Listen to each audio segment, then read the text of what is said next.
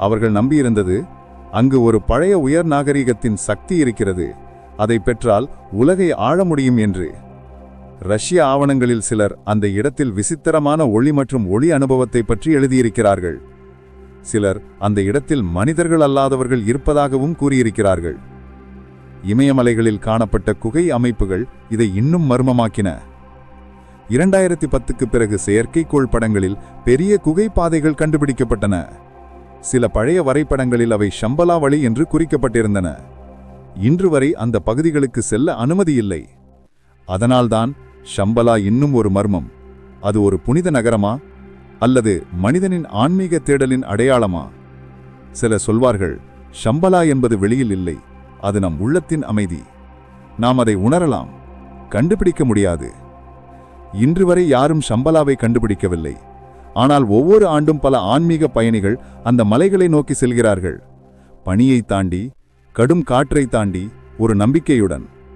அவர்கள் சொல்வது ஒன்றே ஒன்றுக்கு, அந்த மலைகளில் ஏதோ ஒரு சக்தி உள்ளது, அது மனிதனை மாற்றச் செய்கிறது. ஷம்பலா இருக்கிறதா இல்லையா என்பதை யாரும் உறுதியாக சொல்ல முடியாது. ஆனால் ஒரு விஷயம் மட்டும் உறுதி, மனிதன் தேடுவது அமைதி, அறிவு, ஒளி. அவை கிடைக்கும் வரை இந்த தேடல் என்றும் தொடரும். புஷ்பக விமானத்தின் மர்மம். பல ஆயிரம் ஆண்டுகளுக்கு முன் வானில் பறக்கும் ஒரு வாகனம் இருந்தது என்று சொன்னால் நம்ப முடியுமா? ஆனால் இந்திய புராணங்களில் அந்த வாகனத்தின் பெயர் அனைவருக்கும் தெரியும். அது புஷ்பக விமானம். அது ராவணனின் பெருமையும் ராமனின் வெற்றிக்கும் சாட்சியாக இருந்த மர்மமான பறக்கும் வண்டி. இது வெறும் புராண கற்பனைதானா அல்லது பண்டைய இந்திய மறைந்த தொழில்நுட்பத்தின் சான்றா? ராமாயணத்தில் புஷ்பக விமானம் முதலில் ராவணனின் சொத்தல்ல, அது ஆரம்பத்தில் குபேரனின் வாகனம். குபேரன் தனது செல்வத்தை தேவன் சொர்க்கத்திலிருந்து பூமி வரை பறந்து செல்ல இந்த விமானத்தை பயன்படுத்தினார் என்று சொல்லப்படுகிறது. ஆனால் ராவணன் தனது சகோதரர் குபேரனை வெற்றி கொண்டு அந்த வாகனத்தை கைப்பற்றினான். அந்த வாகனம் தங்கம் போன்ற பளபளப்பாக ஒளிர்ந்தது. அது ஒரு நகரம் போல் பெரியது. அதன் உள்ளே அரண்மனை, அறைகள், சிம்மாசனங்கள், தங்கக் கதவுகள், பளிங்குத்தரை எல்லாம் இருந்ததாக சொல்லப்படுகிறது. ராவணன் அதை வானில் நிகரும் லங்கா என்று பெருமையுடன் அழைத்தான். அதன் சிறப்பு என்னவென்றால், அது யாரும் இயக்காமல் தானாகவே பறந்தது. ராவணன் வேண்டிய இடத்தை சொன்னால் அது தானாகவே அந்த திசையில் சென்றது.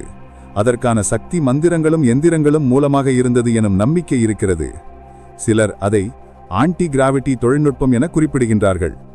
ஆனால் அந்த பழமையான ரகசியம் இப்போது மறைந்துவிட்டது. ராவணன் அதை பல இடங்களுக்கு பயன்படுத்தினான். ஒருமுறை இமயமலையில் சிவனை வழிபட்ட பின் அந்த விமானத்தில் சுமேரு மலைக்கு பறந்தான். மற்றும் பறந்ததாகவும் இன்னொரு முறை சீதையை கடத்தி இலங்கைக்கு கொண்டு சென்ற